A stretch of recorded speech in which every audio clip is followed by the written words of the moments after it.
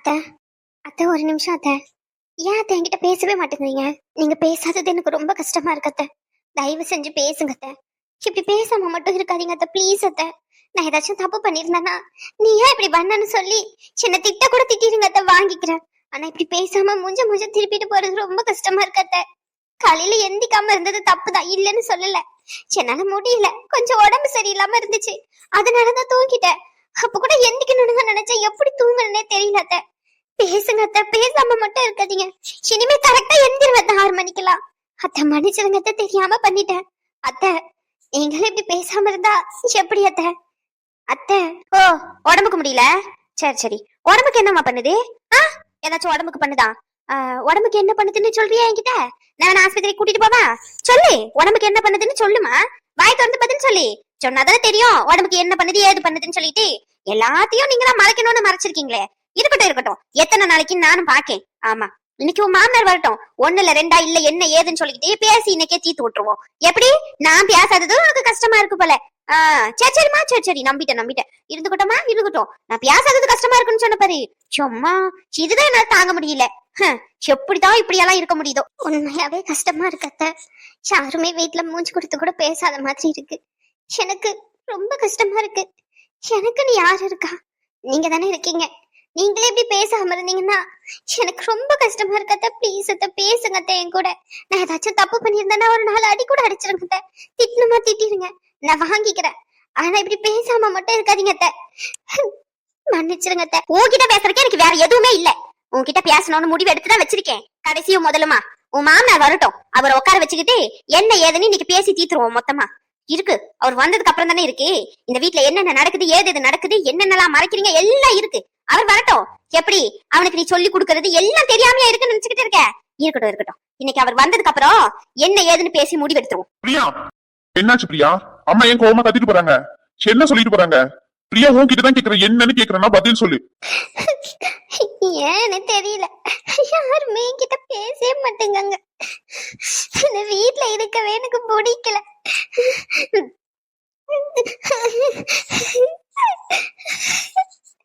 எல்லாரும் இருக்காங்கன்னு தனியா இருக்க மாதிரியே இருக்கு.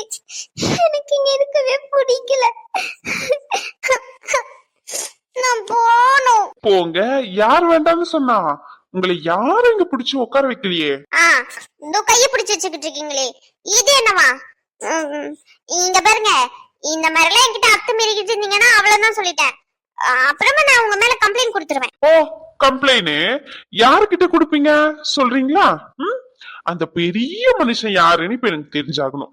யார்கிட்ட மேடம் கம்ப்ளைண்ட் கொடுப்பீங்க? சொல்லுங்க மேடம், சொல்லுங்க. மொபைல கேக்குற கேள்விக்கு பதில் சொல்லாம இங்க இருந்து எஸ் ஆகணும்னு நினைச்சேன்னு வச்சுக்கோ, நீ எங்க போனாலும் சரி அங்க இருந்து கைய காலை கட்டி தூக்கிட்டு வருவேன். எப்படி வசதி? இங்கே உட்காந்துக்கிட்டு பதில் சொல்றியா, இல்ல நீ ஓடி போயிட்டு அங்க இருந்து நான் உன்னை தூக்கிட்டு வரணுமா? எப்படி சொல்லு. நீங்க ஏடா கூடமே கேள்வி கேட்டா என்ன பதில் சொல்றதா? நான் தான் சொல்றேன்ல, காஃபி 3 பேருக்கு தான் எடுத்துட்டு வந்தேன். அது எனக்கு கொடுக்கணும்னு சொல்லிட்டு அவங்க கிட்ட கொடுத்துட்டேன், அவ்வளவுதான். மத்தபடி எல்லாம் வேற எதுவுமே இல்ல. நான் என்னமோ உங்க மேல கோவப்பட்டு நீங்க பொண்ணுங்கிட்ட பேசுறீங்கன்னு சொல்லி சந்தேகப்பட்டு கோவத்துல ஏதோ காஃபி கொடுக்காத மாதிரி ஏதோ ஒரு குற்றவாளி உட்கார வச்சு கேள்வி கேட்கற மாதிரி கேள்வி கேட்டுக்கிட்டு இருக்கீங்க. அந்த மாதிரியா நான் நினைப்பேன். நான் உங்களை போய் எதுவும் மாவல்ல, நீ அப்படிதான் நினைச்சிருக்க. அது எப்படி என்ன பார்த்து உனக்கு அப்படி நினைக்கணும்னு எப்படி தோணுச்சு? சொல்லு, உன்கிட்டதான் கேக்குறேன், எப்படி தோணுச்சு உனக்கு? என்ன பார்த்தா எப்படி தெரியுது? வர போற பொண்ணுங்க எல்லாரையும் சைட் அடிச்சுக்கிட்டு உட்கார வச்சுக்கிட்டு கதை அடிச்சுக்கிட்டு இருக்க மாதிரி தான் தெரியுது எனக்கு. சொல்லி என்ன பார்த்தா அப்படியே தெரியுது உனக்கு? உனக்கு கொழுப்பு அதிகமாயிட்டு அவ்வளவு முன்னா நினைச்சேன். அந்த ஃப்ராடு தான் பண்ணிருப்பான்னு நினைச்சேன். அவன் சொன்னா உனக்கு எங்கடி போச்சு அறிவே? வர்றவங்க கிட்ட எப்படியெல்லாம் என் மானத்தை வாங்கணுமோ அப்படி எல்லாம் வாங்கலாம்னு முடிவு எடுத்து வச்சிருக்கியோ? அது எப்படி எப்படி எப்படி அண்ணின்னு கூப்பிடுங்க. அவர் உனக்கு அண்ணா அப்படின்னா நான் உங்களுக்கு அண்ணி. மூஞ்சா பாரு. என்ன? ஆமா, கரெக்டா தான் சொன்னேன். அந்த பிள்ளைக்கு யாருமே இல்லன்னு சொல்லிக்கிட்டு இருந்துச்சுல, உங்களை அண்ணன்னு கூப்பிடுதுன்னா அப்ப நான் அண்ணி தானே. கரெக்டா தானே சொல்லிருக்கேன்? கரெக்டா?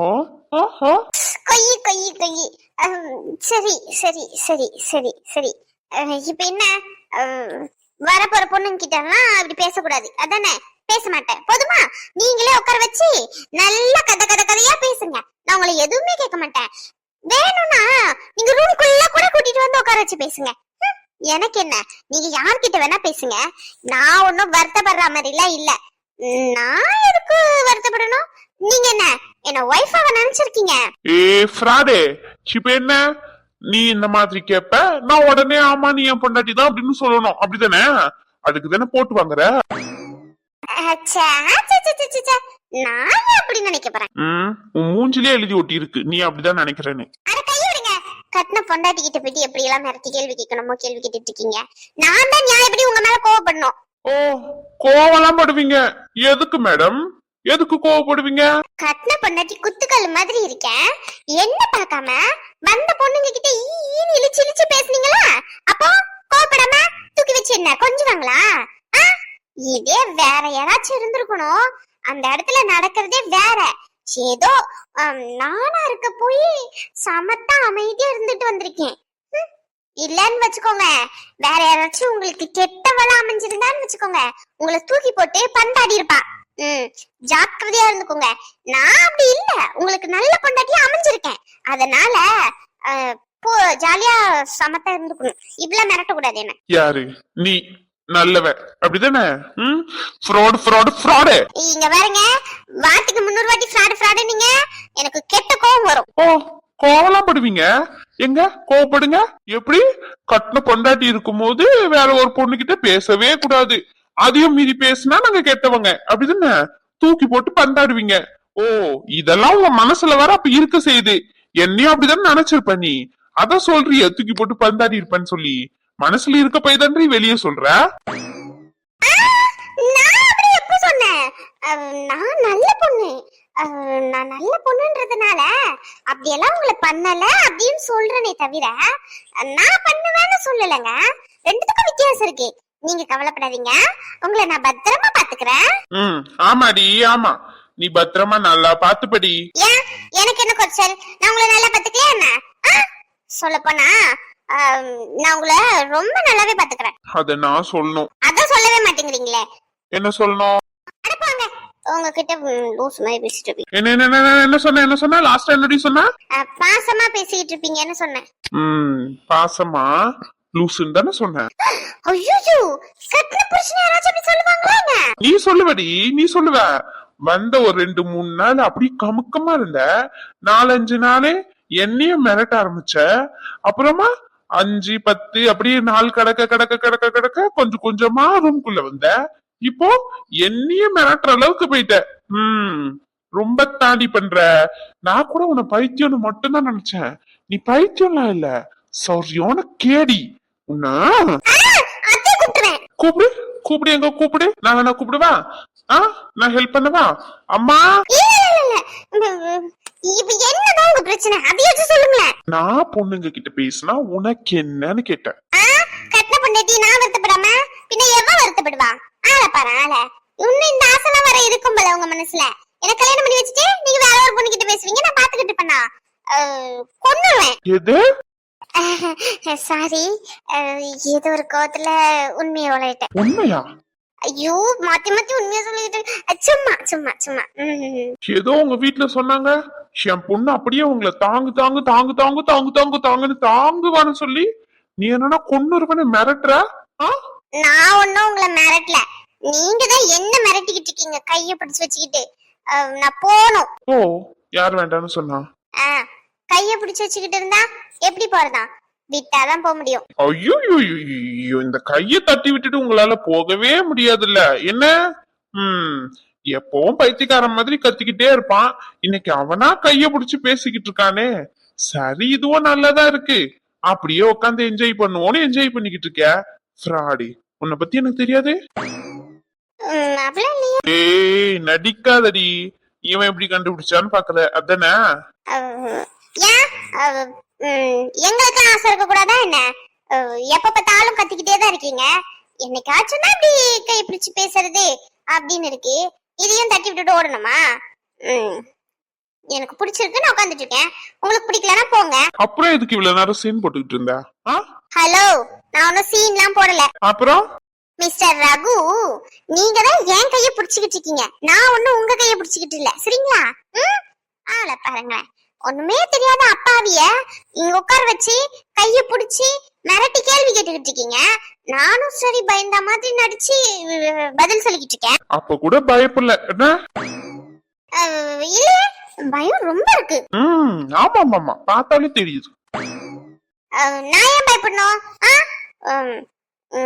எனக்கு என்ன, என் புருஷனை பத்தி நான் ஏன் பயப்படணும்? எனக்கெல்லாம் பயம் இல்ல, நான் பயப்படலாம் மாட்டேன். ஆமா, எனக்கு பிடிச்சிருக்கு நீங்க இப்படி பேசுறது, அதனால உட்காந்து ரசிச்சுக்கிட்டு இருக்கேன். ரசிப்போமா? அதான் சொல்றேன்ல, ஒரு மார்க்கமா தாண்டி நடந்துகிட்டு இருக்க நீ. அடப்பா, எது? சும்மா சும்மா போஜா, நான் சொல்றேன். நம்ம என்ன சொல்ல, அது வந்து என்னன்னா, மரியாதை இல்லாம பேசுற மொவல.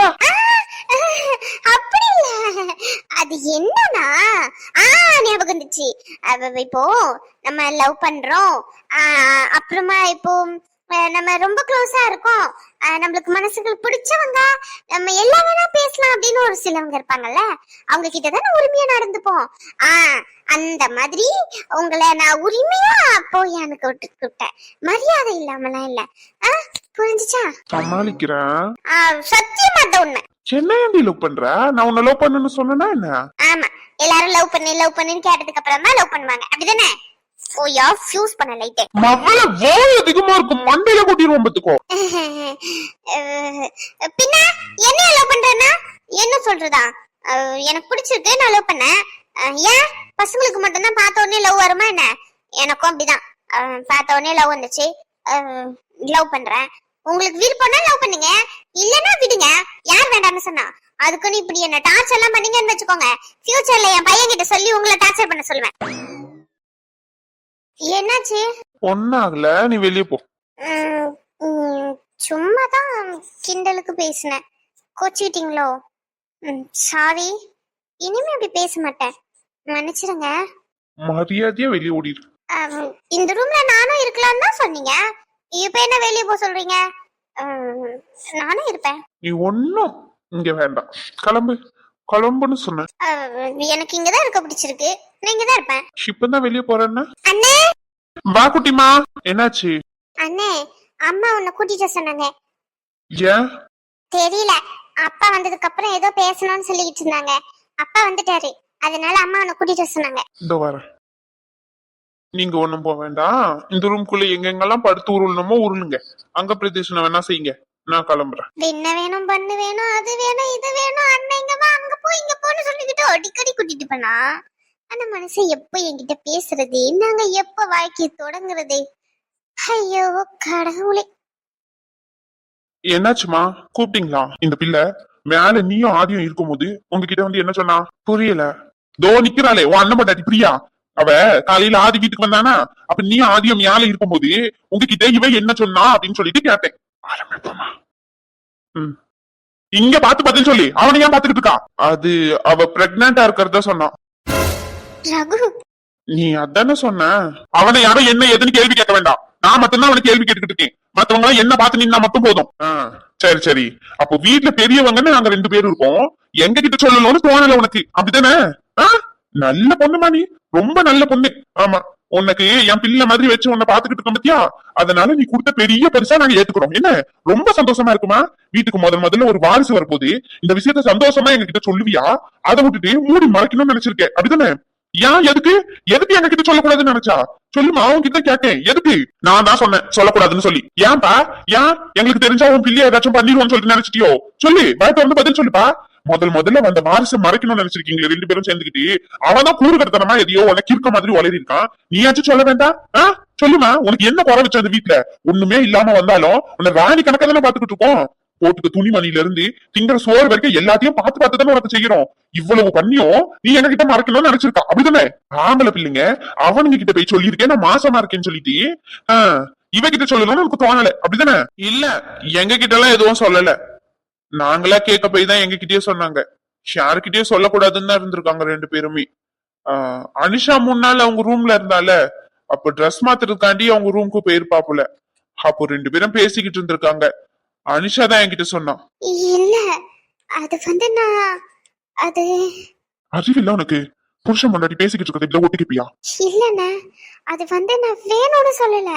அது அன்னைக்கு போட்டோ கீழே விழுந்துச்சுல. வாட்டிய பார்த்து பேசு. யாருக்கு அறிவில்ல?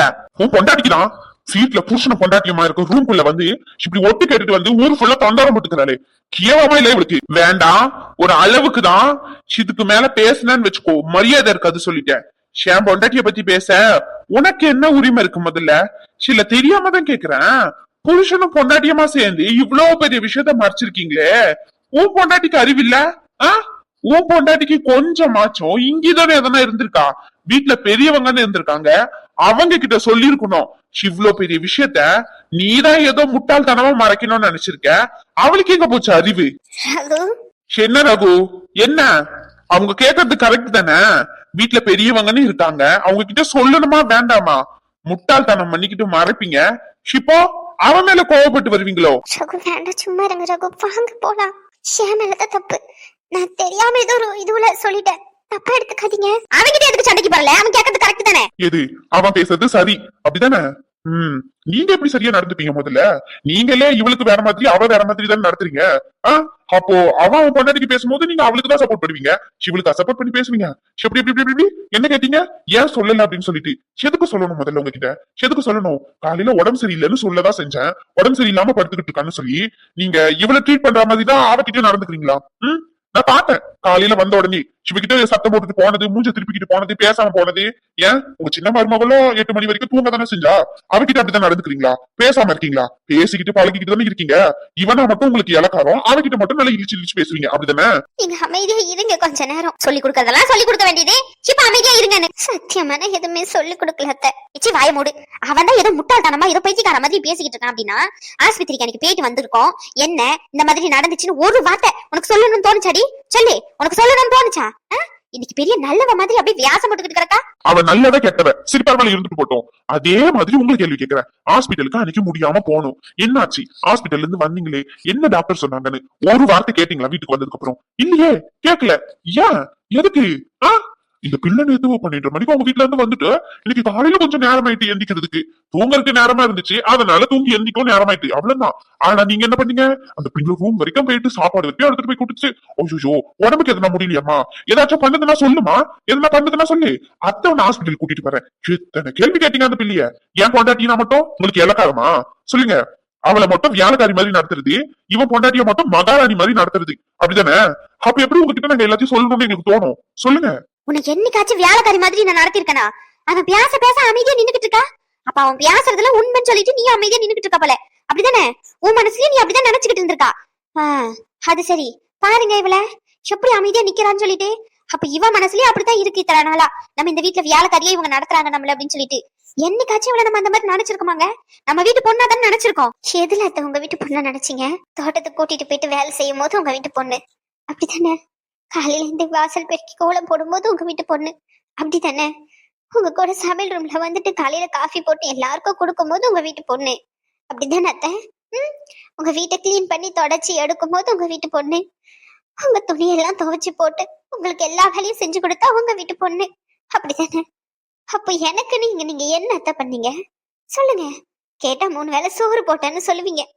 இப்ப கூட நான் இதெல்லாம் சொல்லி காட்டுறேன்னு இல்ல, உங்களுக்கு புரியவே இல்லைல்ல. என்கிட்ட ஒரு சின்ன வருத்தம் கோபம் அப்படின்னா கூட உடனே மூஞ்சி தூக்கிக்கிட்டு போயிருவீங்க பேசாம. நானா உங்ககிட்ட வந்து பேசணும். ஆனா இதுவே அந்த பொண்ணுனா மட்டும் நீங்க நல்லபடியா தான் நடத்துறீங்க. எனக்கே தோணுதத்த, ஒருவேளை நானும் என் அப்பா அம்மா அவங்க சம்மதத்தோட கல்யாணம் பண்ணியிருந்தா எனக்கும் கிடைக்க வேண்டிய மரியாதை எல்லாம் கிடைச்சிருக்குமோ என்னமோ. பரவாயில்ல, இருக்கட்டும். நான் தப்பு பண்ணதாவே இருக்கட்டும், எனக்கு எந்த வருத்தமும் இல்லை. நீங்க நல்லவங்களாவே இருக்கட்டும். ஆனா ஒன்னே ஒண்ணு மட்டும் சொல்றேன், இத்தனை நாள் நீங்க என்ன உங்க பொண்ணை நினைச்சீங்களா இல்லையான்னு தெரியல. நான் என் அப்பா அம்மாவா நினைச்சுதான் நான் எல்லா வேலையுமே செஞ்சேன். அதுக்கு கொடுக்குற மரியாதை ரொம்ப அதிகமா இருக்காத்த. நான் கெட்டவளாவே இருந்துட்டு போறேன், உங்க பையனுக்கு தப்பு தப்பா சொல்லி கொடுக்குறவளாவே இருந்துட்டு போறேன். நம்ம இங்க இருந்து போயிருவோம்மா, எனக்கு இங்க இருக்கவே பிடிக்கல.